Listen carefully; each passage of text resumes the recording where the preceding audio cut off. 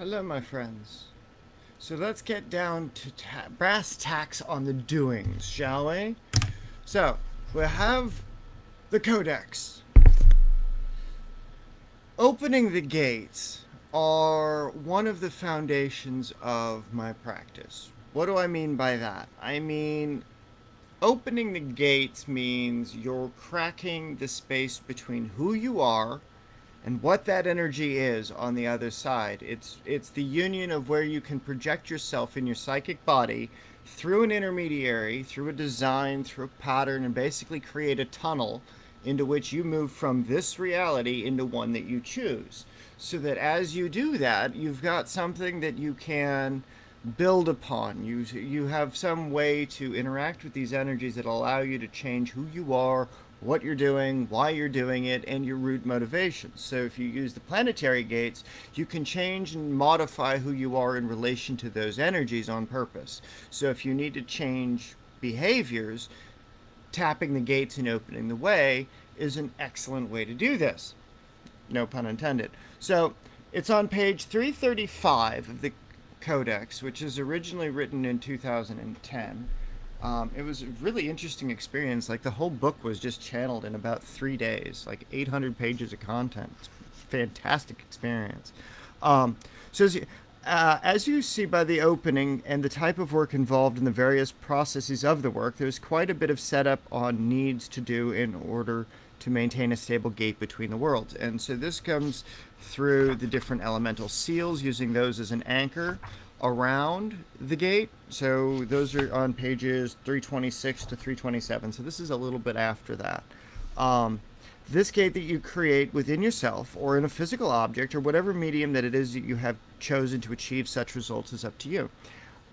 Through this method, one can achieve any number of effects to shift the world around them. So once you have established your own way beyond this world into the primal world, you have a way around the limitations imposed by, say, for example, an older species that limits the consciousness of humanity, or the conjurations or supplications to various titans that you might serve under, or like I work with Themis. So this is where that comes out of, is it was the limitations that Themis puts on people in order to not understand, you know, fully what the hive mind is, or being able to interact with it until they reach a certain point of their journey, right?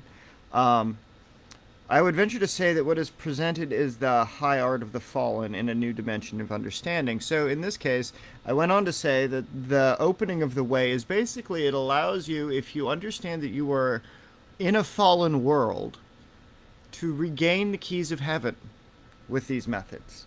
Inasmuch as any soul is daring enough to undertake these forces, can be conjured from beyond the gate, and the limitations imposed by such to create new paths of magic, science, and development of the human spiritual evolutionary path. So, what do I mean by saying this? I mean that by doing it like this, the opportunity for your developmental growth allows you to go and do this and dig this deeper. It allows you to dig a deeper trench. So, while this book is in need of an overhaul, and as I rewrite all of this material, um, the gates become a personal journey. Like, you internalize them, and this is what the rite of transformation from the Grimoire of Arts deals in, is that it lets you tap into the gates of the roads of the world before. So if we're in a recreation of a fallen world, if we are a second version of the world that we came from, and we now live in a new space time, new portion of the galaxy, new whatever it is that you want to call it, we have these applications that you are reuniting who you are with the source of creation, so that way you get to become more fully yourself, so that you get to develop more fully who it is you want to become in relation to the thing that you are inside, like that path of life that you've been since time immemorial, since the deeper application of your own work, right? And this allows you to draw off greater energies, so you'll only need to open this gate within yourself when you wish to draw off the greater power in order to manifest your workings better. So you don't need to use these things every time, in other words. So when you need to do a ritual, you can do it on this terrestrial plane, and you'll be fine. If you want to make sure that you've made this energy stick and you want to create the compression of the singularity, so that way no matter what you do, you're able to do it through all versions of yourself in all dimensions, so that, like, if you're releasing the power of the seals, again, you know that we're in a fallen world, so by purifying yourself and forgiving yourself, which I have the rituals to do, it allows you basically to walk a path of redemption, so that even though you are a fallen spirit in a fallen world, you can walk in a higher way to serve in a better format. So that way, as you move forward in your own personal journey, you're able to overcome the limitations of who you were and who you want to become. And this allows you to evoke the gates outside of the whims of the gatekeeper. So the gatekeeper open the way by the way whose course is set. You in this case take on the role of the gatekeeper because you control the gate to your own way. Right? So you are your own gatekeeper for these things once you make them internal. Until then, you're subject to the whims of the restrictions of the older codes or whatever, older laws or whatever it is that made the world fallen in the first place. So developing a connection to your source directly is the aim of every religious order since the dawn of creation. It is through this work that you'll be able to achieve your own personal gateway in this manner. You just have to do it on your own in order to see what results work best for you in relation to, once you crack the gate, once you do the rite of transformation, you are then going to create yourself an entirely new entity inside yourself. You will no longer be who you were. You will no longer be who you are before you do it. You are who you become afterwards. So it's entirely new. You get to become something entirely new. And so on page 337, I get into remaking of the self and design. It's just a short little passage. When you build the world to your design, you have the capacity to develop the ability to remake your mental structure when you do the work of the ancients. In that, you will be remaking your personality. Your mental clarity will become whoever it is that you want to become.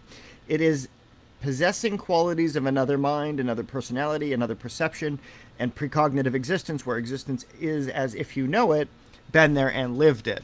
So it allows you to remember the world in advance. So the who you were and who you will become, your precog basically gets enhanced because you get to see who you're going to become because you've become someone new.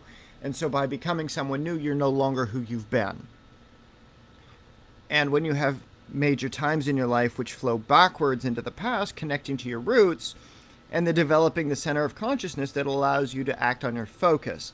So you must endure. In the times when you are at your best version of who you can be. There are subtle times when the body is at most open to the tides of perception.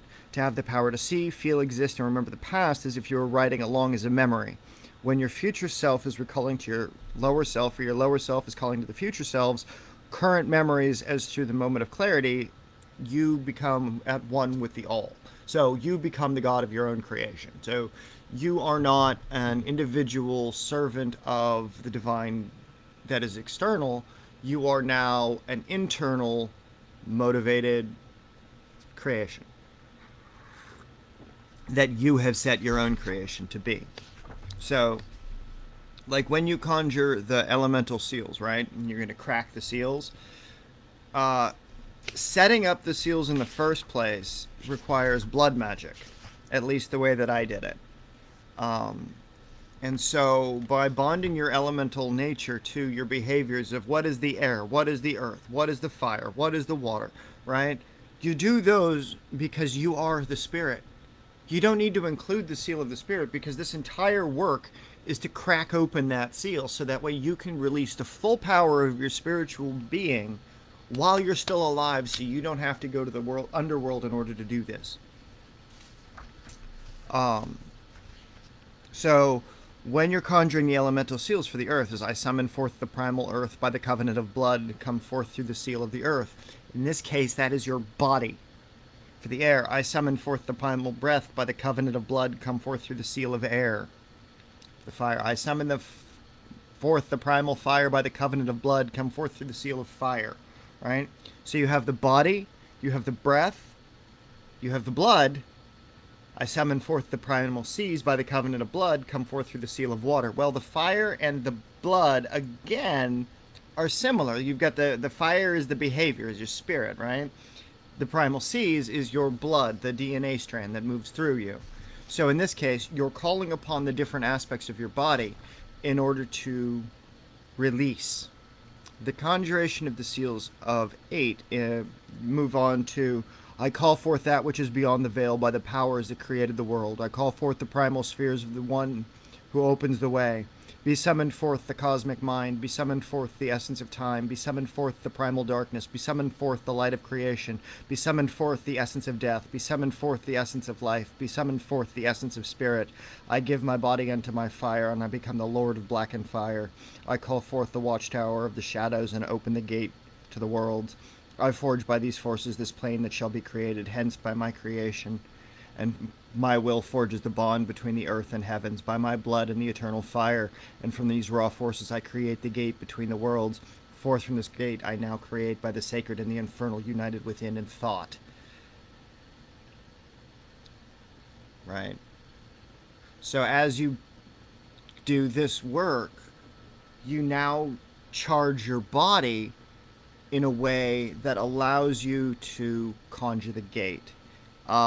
And doing this allows you to, again, it allows you to create yourself fully, who you are, what power you represent, what spirit you represent, what medium of operation you will be in this world. So that way, when you conjure the gate, after you've already prepared your body in this way, you can go into manifest beyond the reach of time in a place of mind and shade. I throw wide the gates and open now into the darkest plains. By the thought, will, and blood becoming, I summon forth the fires within my body. I evoke the eternal fire. Open now the gates before me by the blood of power. By the thought made word, this gate is made. You know, and I'm not going to continue the rest because it's in the book. But those things are for opening up the path between who you really, really are at the hive level. Like, you were created from the divine mind. You are raw at the source. Like, there is nothing between you and basically the great cosmic reactor that you're sticking your hand into, and you are like redirecting it like you are the Tesla coil, right? That's what this work is designed to do. And it's designed very specifically to allow you to bypass the need to serve patrons, to work with the needs of the spirit guardians of various planes, planets, or what have you, and it allows you to become one of them yourself. So instead of them being above you in an intangible way, you are the physical manifestation of whatever that would be in relation to who it is that you become as a result of opening the way. So in this case, it's one of the coolest spells, coolest methodologies, and most dedicated practices that have allowed me to do the kind of work for my friends, for my clients, from the people that I teach, so that something like this becomes fundamental in the ways of personal development and transformation. So that way it's not just these intangible, oh, I'm going to, think better thoughts and it'll be okay. It's like, no, there's solid ritual action. Like, you do the better thoughts, you do the affirmations, you prepare yourself over the months, the years, the whatever, but then it gets you into doing this kind of work. So that once you do this kind of work, you can forge new territory with your stuff. So that way it gives you the opportunity to go through the initiation rites, so you can hang yourself on the tree like Odin did. You can go through the journeys like Odysseus did. You can go through the underworld like Dante did. So in this way, it gives you the power to undertake these things yourself in your lifetime before you die. So I just want to leave you